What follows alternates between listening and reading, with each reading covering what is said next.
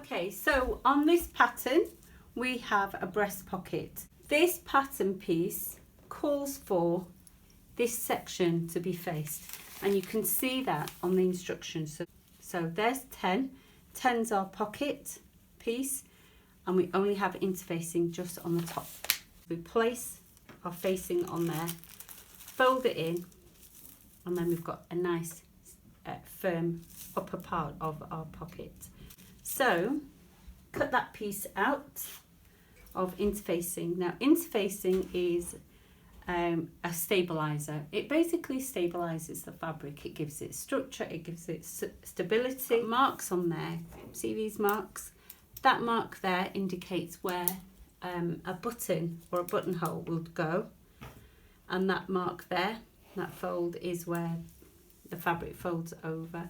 It tells us there's a 5/8 of an inch seam allowance. That 5/8 is also put down here as 1.5 centimetre, and this bit tells us this is a straight grain. Straight of grain is following the selvage. Right, okay, go. Place that on there, and I can see the paper through it. So the wax goes down to the wrong side of the fabric, so the wrong side is going to be marked. Right, grab my ruler and place that along the fold line using my tracing wheel. Right, there we go. And then on here I've got a top stitch line. Can you see that? That foot there with the needle in it, showing me where the top stitch goes, like that. And then there's where my decorative button goes. So those I need on the right side. I don't want them on the wrong side because I'm going to do a top stitch on the front. So can you see, there's the line, the right wheel. And that's my row of top stitching that's going to be done on the right side. So the interfacing will sit just on this little piece here. Just double check everything's in the right place, because when I fold this over, I want to make sure I fold the right amount of fabric over, and then when I flip it through, I'm going to get my placement line in the right place. Distance between the top and the fold line is 4 centimetres. So I want this piece to have, from the top, a marking at 4 centimetres. Just check what that is. I've not done it in inches because the pattern company haven't actually worked in inches. They've worked in centimetres. So even though they've given you a seam allowance of 5/8, they're actually working in centimetres on this pattern, which is a little bit confusing.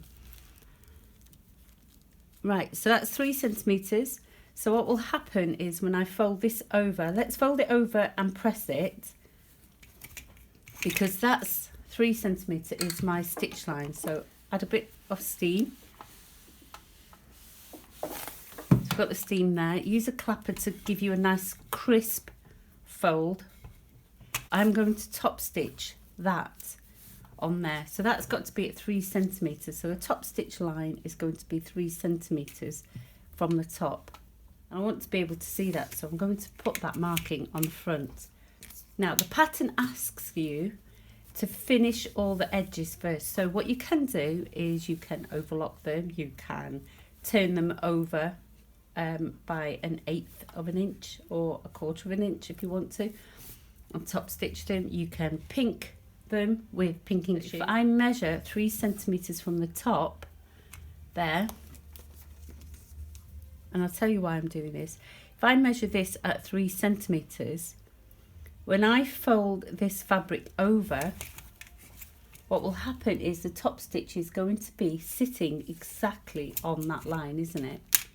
So when I fold that over, can you see, when I top stitch on the front there, that top stitch is going to be on that line.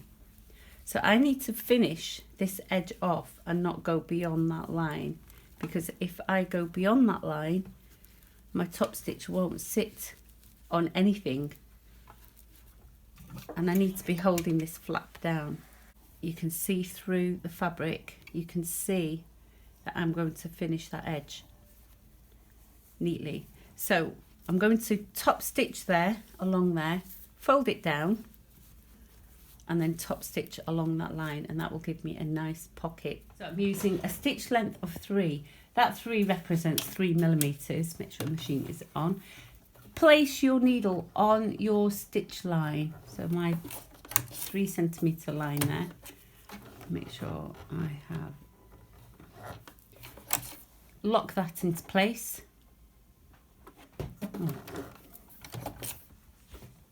Right, the first thing we're going to do is actually stitch that top stitch there. So just go close to the edge. I'm eyeballing about 1/8 of an inch. So I've folded that about, what was that, 1/2 centimetre? Say that was about 1/2 centimetre. So I'm going about midway, so about 2 millimeters.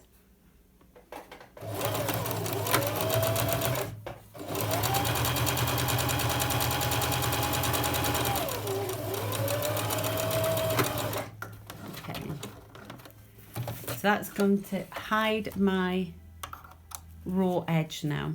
That's going to be tucked away inside, and then fold that over and then bring that round to the front. And this is a visual stitch, so you want this to look good. So make sure you sit on that line and you've used a mark that is erasable. So lock that into place. I'm still on stitch length 3.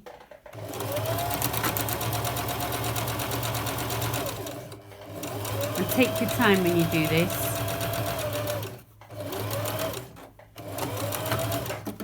Okay, and there we go. So there we are. Now if you've cut that well, I went too slow and I went a bit wobbly. If you cut that well, you won't get a twist. Can you see how there's a slight twist in the fabric? Because I didn't place the fabric on the grain exactly, I can see there's a slight twist. So that's actually very good for me to show you that, because you can see that my slackness in just cutting it out from calico, not being on grain, I've ended up with a slight twist there. So make sure you follow that grain line, make sure you follow the weave, and you can see, if you look closely, you can see that the weave is slightly off. So there's the pocket finished. What we need to do before we attach it to the front panel is fold over all the edges. So you can do that same finish. So fold everywhere up by 1/4 and then fold it over by the rest of the seam allowance. So let's mark the seam allowance. So the pocket tells us that seam allowance is 1.5 centimetre. So we need to mark 1.5 centimetre all the way around the pocket like this. So like that.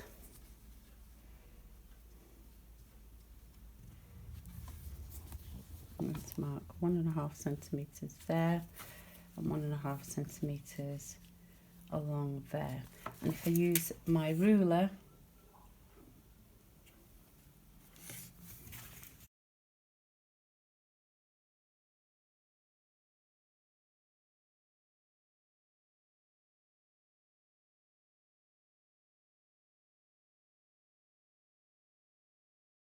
like that. So you can do anything you want to the edge of that, fold it over like I've shown you on there. And pinging shears are fine, so you can just trim away a little bit of the edge, and that just helps prevent fraying.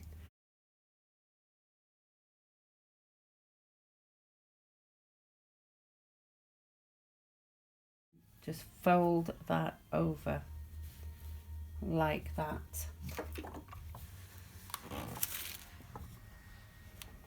Use a clapper. This was just a piece of wood from a pallet. It was routed for me by a friend. Right, there we go. There's our pocket. Now we need to top stitch that to the front of our shirt. So grab yourself another piece of fabric, which can act as your shirt, like that, and just chop that away. So that will act as your shirt. So this is going to go on the left front shirt. Baste it down. So what it means is use a hand stitch to stitch the folds down. If you're comfortable with it like that, then do that. If you want to baste it, you can use a hand stitch, or you can use the longest stitch on your machine. I would use a hand stitch and use a contrasting colour. Right, so what we want to do for this is grab a thread and have a double layer, sorry, a double length. Baste the pocket seams.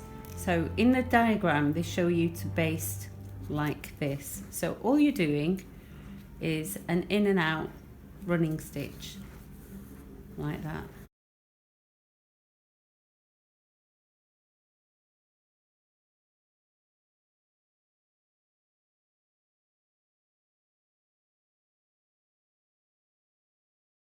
So that will hold the stitches, and place that on the pattern. So an edge stitch requires about 1/8 of an inch, about 2 millimeters. So you either 2 millimeters in or 1/8. Okay, so I've got my seam gauge here, pinned the pocket into the place I need it to sit, and that first marking there is my 1/8 of an inch. So what I can do as I'm practicing is mark that 1/8 all the way along. That's 2 millimeters. What you can do is you can have a top finish where you have 2 stitches along there, 1, 2, 3, 4, 5 stitches along there, and then you continue your stitching like that. Okay, so let me explain about this foot as well. So we're talking about over edging. Now this foot is an overcast foot. An overcast foot is another word for overlock, and you place your fabric in the machine so that this flange at the bottom sits against the edge of your fabric. The beauty of the overcast foot is you can use it as an over edge foot as well, and go along and stitch on the edge of this pocket. Now you can start just above the pocket, or you can start directly on the pocket, and then I'm going to keep my fabric along the wall of that flange. Lock those stitches. You see the pivot point in the needle there. Lift that up and we should go.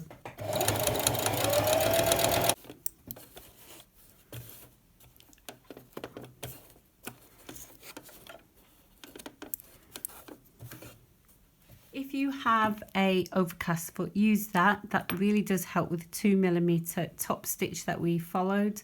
Mark your overcast, mark your pivot points so that you know when to turn. I think I didn't do mine low enough. I think I need one more stitch there. So practice makes perfect. Do it a few times. If you want to finish your pockets with the triangle like that, I tend to use 2 stitches going across, 5 stitches going down, and 4 along there where they join, and then continue on all the way around, and then do the same at the top there. I will continue on with the buttonholes in another video. I've not done a buttonhole there on purpose because I think we'll do the buttonholes later, and you can practice with this at the moment and practicing your your edge stitching. Top stitching generally is 1/4 of an inch in. So the edge, practice your edge stitching, practice getting your pockets perfect and making sure that they're on the grain to avoid this bubble. Hope that video has been useful to you. Hope you enjoyed that. Thank you very much for subscribing. Please consider subscribing if you haven't, because that helps me to continue making these videos. Comment to let me know what you'd like to see next, even though the next video on this shirt will be the placket. So I'll see you then. Take care.